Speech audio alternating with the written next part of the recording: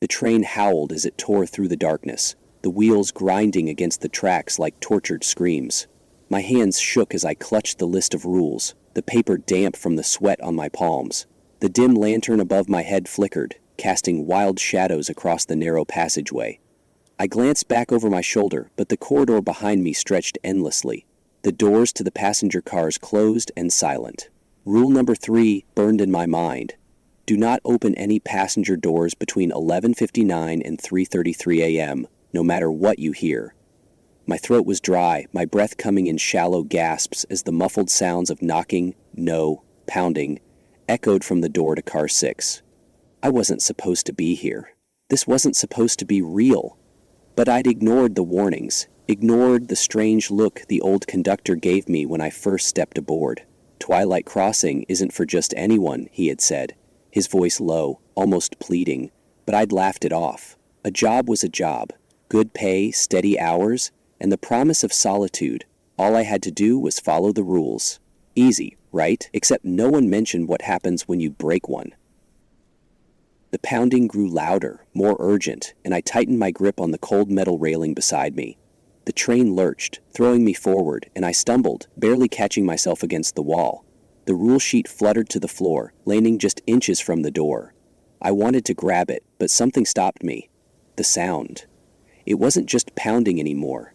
It was breathing, heavy and uneven, as if something was standing right on the other side, waiting. My stomach churned as I crouched down, reaching for the paper without looking directly at the door.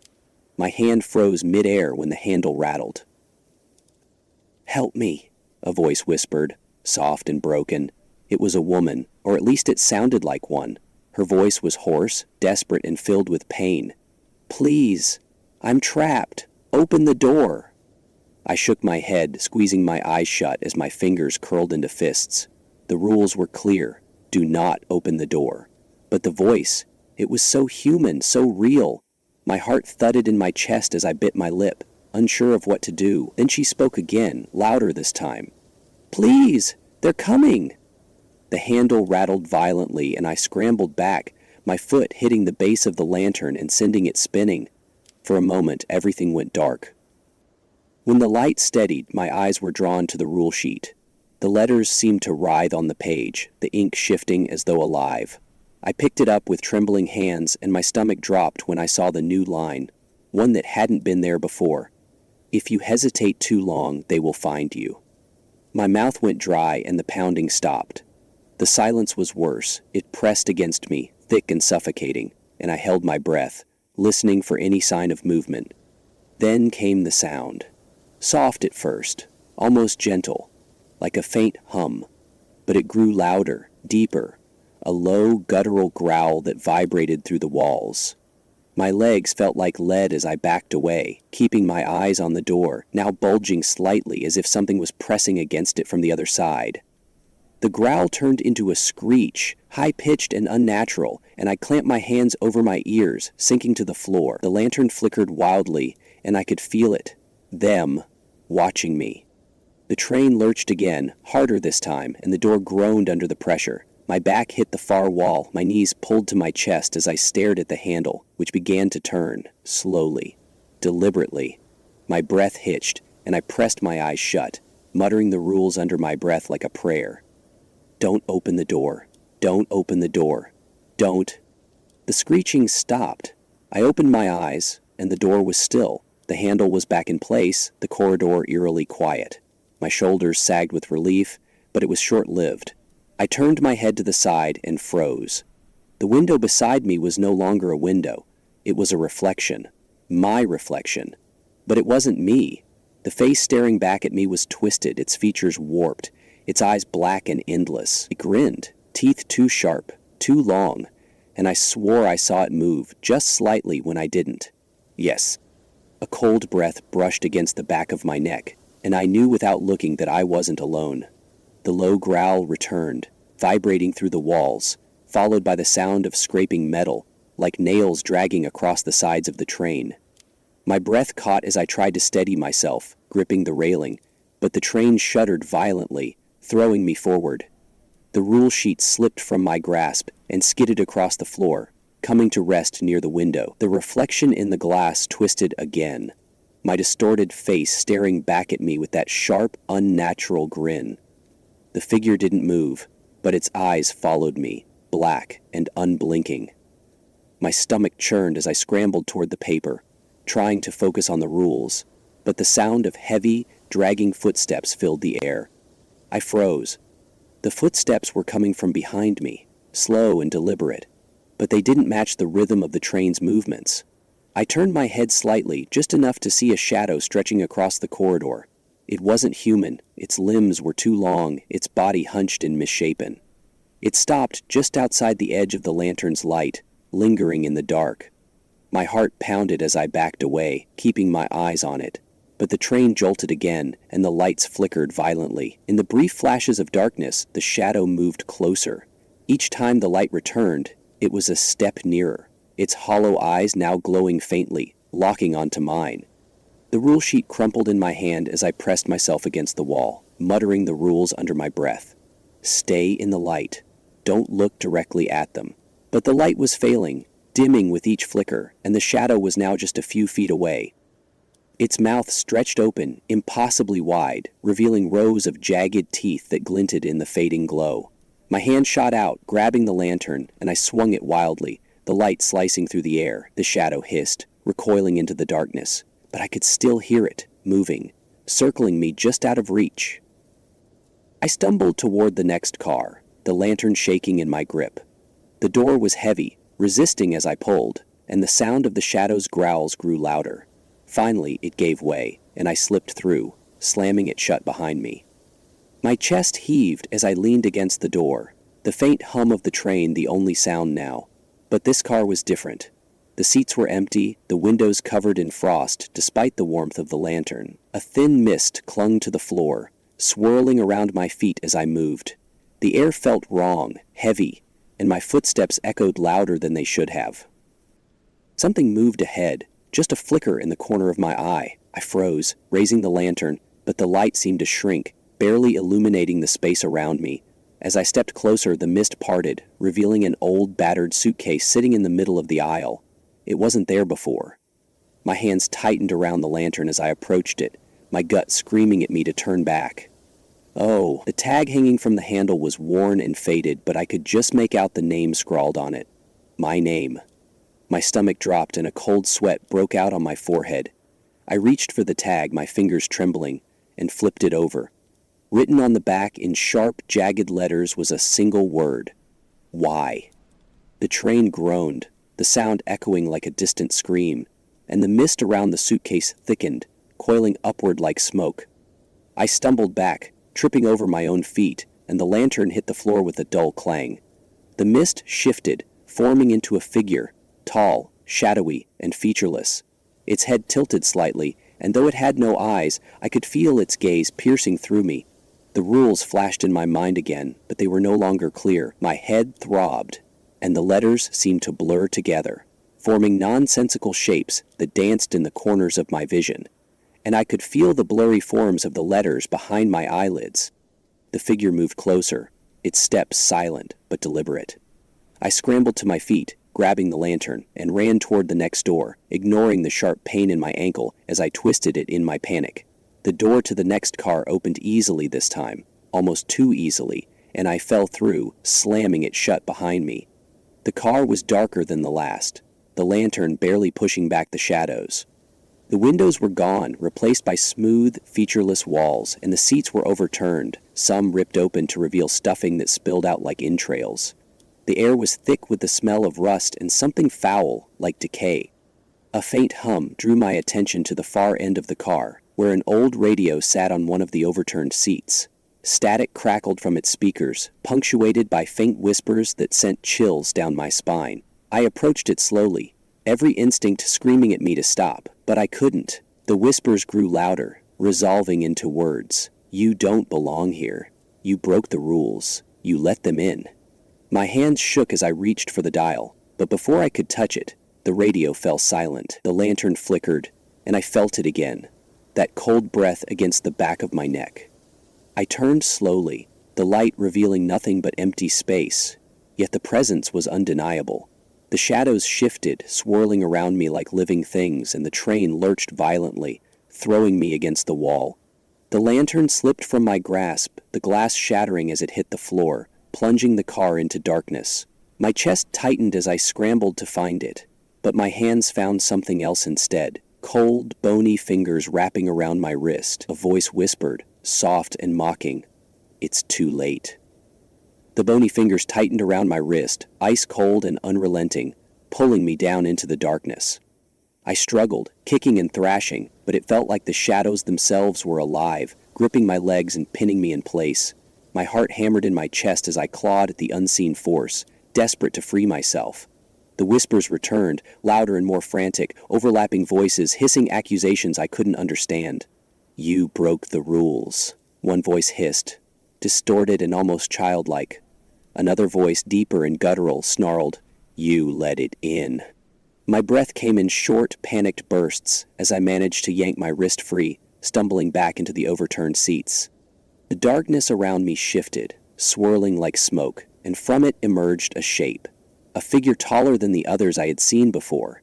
It towered over me, its body stretched unnaturally thin, its face shrouded in shadow save for its glowing, empty eyes. It didn't move like a person. It glided, each step silent yet deliberate, the air around it growing colder with every inch it closed between us.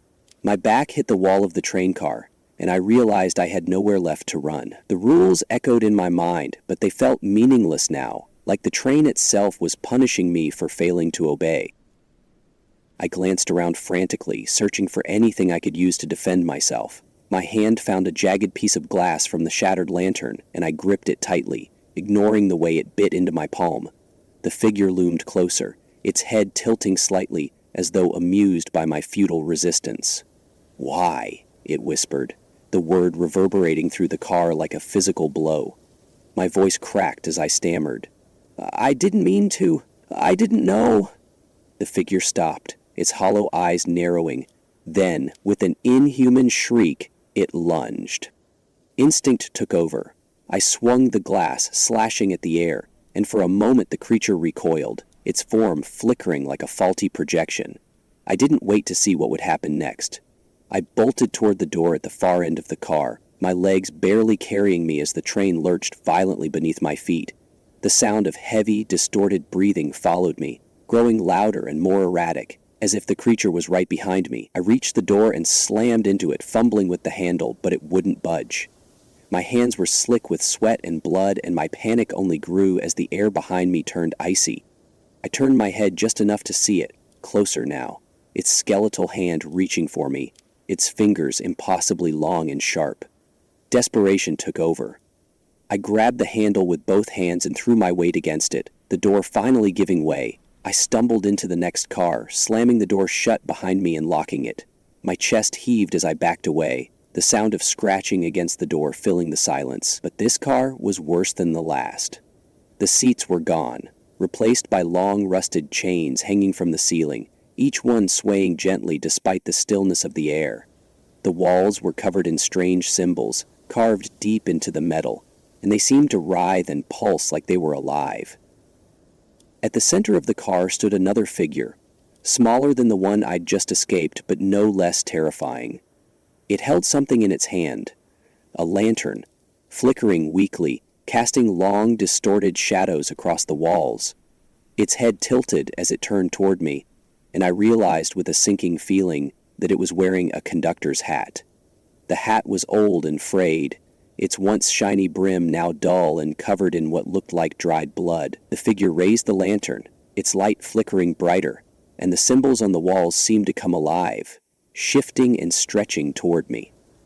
The train lurched again, harder this time, and I fell to my knees.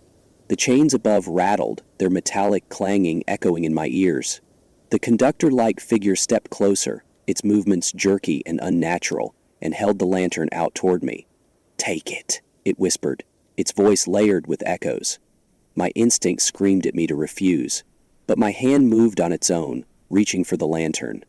The moment my fingers touched it, a wave of cold shot through me, and the light flared, blinding me. When my vision cleared, the car was empty. The chains were gone, the walls smooth and featureless, and the figure had vanished. But the lantern was still in my hands, its light steady and warm. Relief washed over me for a brief moment, but it was short-lived. The rule sheet was clutched in my other hand, and as I looked at it, my stomach dropped. New rules had appeared, scrawled in the same jagged handwriting as before.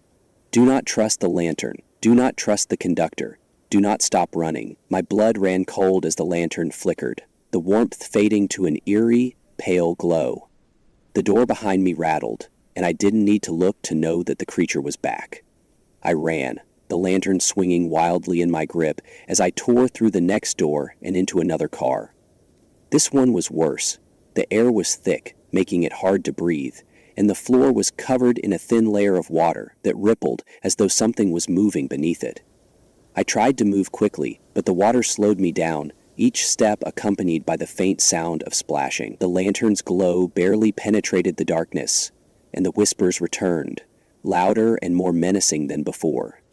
I felt something brush against my leg and I froze. The water rippled again, this time more violently, and I saw them, pale, skeletal hands reaching up from beneath the surface.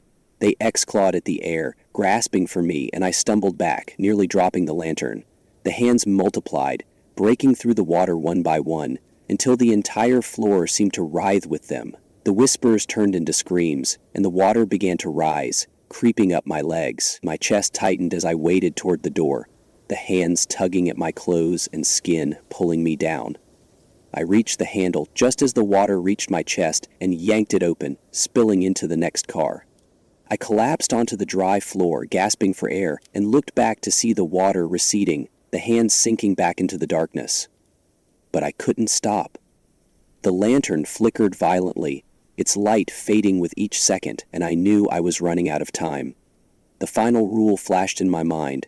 When the lantern dies, so do you. The lantern's flickering grew weaker, its pale glow barely enough to light the ground beneath my feet. My breaths were ragged, each one feeling heavier as the air seemed to thicken, pressing against my chest. The next door stood just ahead, slightly ajar, but something about it felt wrong. The whispers were louder now, almost deafening, overlapping in a chaotic symphony of voices that seemed to come from everywhere and nowhere at once. My hands trembled as I reached for the door, but before I could touch it, the lantern gave one last sputter and went out. Darkness swallowed everything. I couldn't see, couldn't move, couldn't breathe. My heart pounded in my ears, and the air around me turned ice cold. The whispers stopped, replaced by a heavy, oppressive silence that made my skin crawl. Then, in the pitch black, I saw it. A faint glow, far off in the distance. It wasn't the lantern. It was red, pulsating like a heartbeat. And as it grew brighter, I realized it wasn't coming toward me. I was being pulled toward it. My feet moved against my will, dragging me closer to the light. The rules flashed in my mind, but they were fragmented, jumbled, their meanings slipping away like water through my fingers. The closer I got, the more the red glow revealed. The walls around me were no longer metal. They were flesh, pulsing and writhing as though the train itself was alive. Veins stretched across the surface, pumping a dark, viscous liquid that dripped onto the floor. My legs wavered, but I couldn't stop. The pull was too strong. The glow grew blinding, and suddenly, I was there. The source of the light was a massive beating heart suspended in the center of the room, its veins spreading outward like the roots of a twisted tree. It pulsed with a slow, steady rhythm, each thud reverberating through my body. Beneath it, a pool of dark liquid shimmered, and in its reflection, I saw myself. But it wasn't me. The reflection grinned, its face stretched and distorted, its eyes hollow and glowing faintly. My hands reached up to my own face, trembling, and I felt it. The grin I couldn't control. The sharp edges of teeth that didn't belong to me. The whispers returned, but now they were clearer, synchronized, a single voice speaking in unison. You are part of it now. My knees buckled, and I collapsed onto the floor, staring up at the heart as its veins began to shift, wrapping around me, pulling me closer. I screamed, fighting against the tendrils, but they tightened, binding me in place. The lantern reappeared in my hands, its light flickering weakly. Through its faint glow, I saw the figures again, the ones I'd been running from. They stood in a circle around me, their faces twisted mirrors of my own. One stepped forward, reaching out with skeletal fingers, and placed a conductor's hat on my head. A flood of memories that weren't mine crashed into me. I saw myself, different versions of myself, walking the train's endless corridors, always clutching the same lantern, always running, always failing. Each memory ended the same way, here in this room, becoming part of the train. The whispers grew louder, chanting now. "Follow the rules. Take your place." My voice cracked as I screamed. "No, this isn't real," but deep down I knew it was. The heart pulsed faster, its rhythm erratic, and the veins tightened around me, pulling me into the pool of darkness below. The figures leaned closer, their grins widening, and I realized with horrifying clarity that they weren't just reflections of me. They were the ones who came before me. Every conductor who had broken the rules, every soul trapped by the train. And now, I was one of them. The last thing I saw before the darkness consumed me was my reflection in the pool, grinning back with hollow, glowing eyes. Then, everything went still. When I opened my eyes, I was back in the first car. The train was quiet, the corridors empty, the lantern sat on the counter beside me, its light steady and unyielding. The rule sheet was there too, pristine and untouched. The rules clear and simple once again, but I knew better now. I wasn't free. The train wasn't done with me. I glanced at my reflection in the window, and this time, it smiled first.